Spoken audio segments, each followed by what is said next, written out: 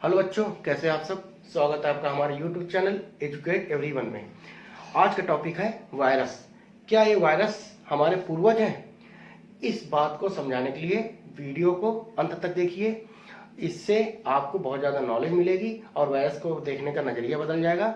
तो इस चार्ट के माध्यम से हम ये आपको पूरा समझाने आए हैं। तो इस टॉपिक को स्टार्ट करते हैं। टॉपिक स्टार्ट करने के पहले आपको बता दें कि दो बातें समझना बहुत जरूरी है। पहली कि पूर्वज क्या होते हैं और दूसरी वायरस क्या होता है। ठीक है, पूर्वज की परिभाषा ये मान सकते हैं कि पूर्वज जो होते हैं जिनके द्वारा हमारी प्रजाति आई है वो पूर्वज कहलाते हैं। मतलब कि हम लोग किसके द्वारा बने हैं? बंदरों के द्वारा। तो कह सकते हैं जो इंसान आया, इंसान प्रजाति आई बंदरों से आई, तो बंदर हमारे पूर्वज हुए। लेकिन बंदर भी किसी न किसी से आए होंगे। बंदर के पूर्वज कौन है वो इस चार्ट के माध्यम से बताएंगे। पूर्वज की परिभाषा ये है। आगे वायरस की परिभाषा। वायरस क्या होते हैं? जैसे कि वायरस को कह सकते हैं कि ये ना कोई कोशिका होती है ना कोई चीज होती है, बस यह क्या होता है, दो तीन जटिल कार्बनिक यौगिकों या फिर जटिल कार्बनिक अणुओं का समूह होता है, उसको वायरस कहते हैं। जैसे कि अपना डीएनए हो गया, लिपिड हो गई, वसा और प्रोटीन हो गया, ये होता है। अपना जो अभी है बात चल रही इसकी कोरोना वायरस की, तो ये कैसा होता है, ये देखिए, ये फिगर होता है इसका। टीवी में, मोबाइल में देखा होगा, तो इसको सूक्ष्मदर्शी के माध्यम से देखा जा सकता है। ये अगल बगल इसकी लेयर हो गई, ये लिपिड और प्रोटीन से मिलकर लेयर बनती है और अंदर क्या होता है, डीएनए पड़ा रहता है। डीएनए या आरएनए भी होता है। तो इस प्रकार से इसकी संरचना होती है। और कोरोना वायरस के बारे में ये हमने बताया। ऐसे टोबैकोमोजैक वायरस होता है, इसकी संरचना ये होती है। ये देख लीजिए, ये जो खोल बना है इसका कैप्सिकम कहा जाता है, कैप्सिड, और ये बीच में होता है इसके डीएनए। कहने का मतलब ये जो बना है चारों तरफ पैड जैसा है, ये हो गया इसका प्रोटीन का बना खोल और बीच में हो गया डीएनए। तो ये दो जटिल कार्बनिक यौगिक से मिलकर बना है अपना वायरस। तो इसको एक कोष की जीव नहीं कह सकते। तो आप जान गए कि अपने जो पूर्वज क्या होते हैं और ये वायरस क्या होते हैं। अब इन दोनों कड़ियों को हम मिलाने की कोशिश करेंगे। तो सबसे पहले आता है कार्डेटा में। जो कार्डेटा होता है इसमें कई सारे वो होते हैं उपसंघ, जैसे कि एवीज, मैमल्स।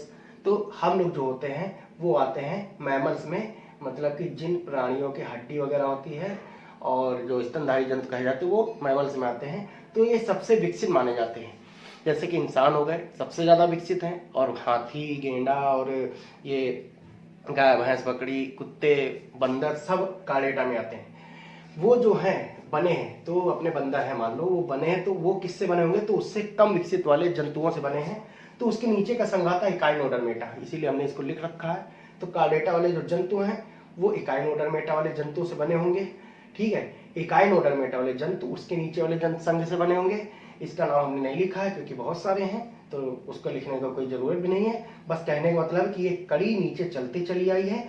जो संघ पहले ऊपर है वो विकसित है, जो नीचे संघ है वो अविकसित है, लेकिन ऊपर वाला जंतु जो है अपने नीचे वाले संघ से बना हुआ है। तो सबसे नीचे वाले संघ में आ जाते हैं। ये क्या है? प्रोटोजोआ।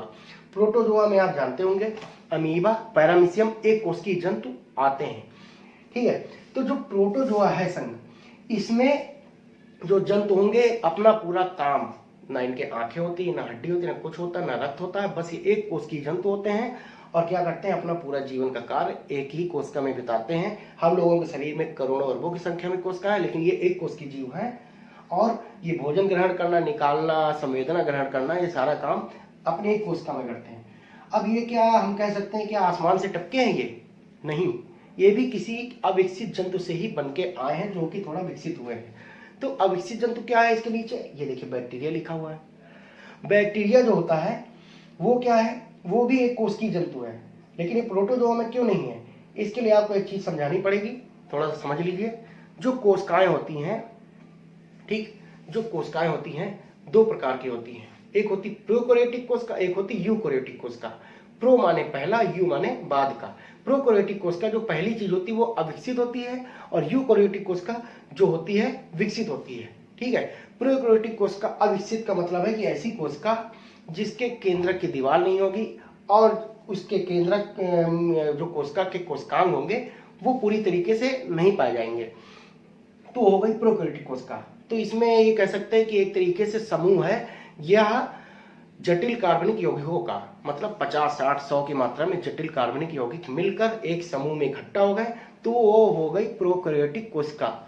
ठीक है, उसके बाद ये यूकैरियोटिक कोशिका चाहे प्रोटोजोआ के जंतु हो, चाहे किसी भी संघ के हो, चाहे पेड़ पौधे हो, चाहे घास फूस हो, चाहे जो भी इंसान जानवर कोई भी हो, सबकी कोशिकाएं जो होंगी यूकैरियोटिक कोशिका होंगी, ना कि प्रोकैरियोटिक, ये विकसित कोशिकाएं होती हैं। तो प्रोकैरियोटिक कोशिका केवल बैक्टीरिया में पाई जाती है, यानी कि इसको कहेंगे जटिल कार्बनिक यौगिकों का समूह, जो कि 50-100 की मात्रा में होंगे।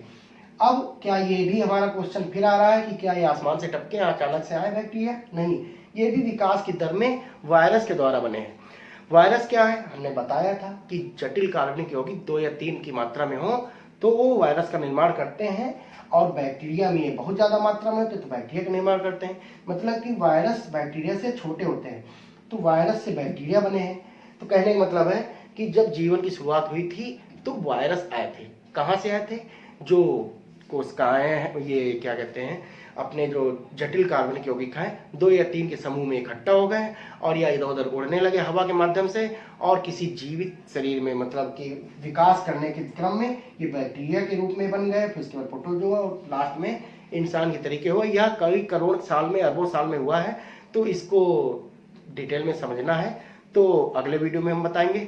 बस इतना आप समझ लीजिए कि जो जीवन की शुरुआत हुई है वायरस से हुई है, तो हमारे पूर्वज बंदर के साथ साथ हम वायरस को भी कह सकते हैं। तो वायरस के बाद वही हमारा क्वेश्चन आ रहा है कि क्या वायरस आसमान से टपके हैं? वायरस के पहले क्या था?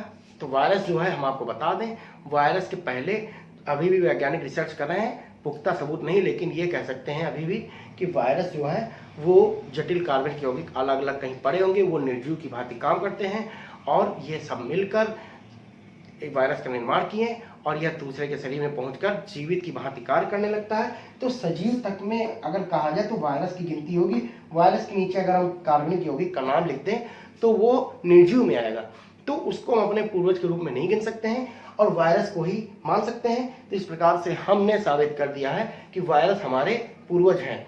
हमारे क्या, पूरे इंसान जाति और सारे जीव जंतु, सारे पेड़ पौधे, सबके जीवन की शुरुआत वायरस के द्वारा हुई है। तो वायरस को एक तरीके से कह सकते हैं जीवन की शुरुआत करने वाला। तो वायरस के द्वारा जीवन आया है और इसको हमने सिद्ध कर दिया है। अगर आपको हमारी बात गलत लग रही है तो कमेंट में अपनी बात को रखिए और हम आपकी बात का जवाब देंगे। और अगर ये हमारी बात अच्छी लगी हो तो इसको, चैनल को लाइक करो और चैनल को सब्सक्राइब करो, शेयर करो। धन्यवाद।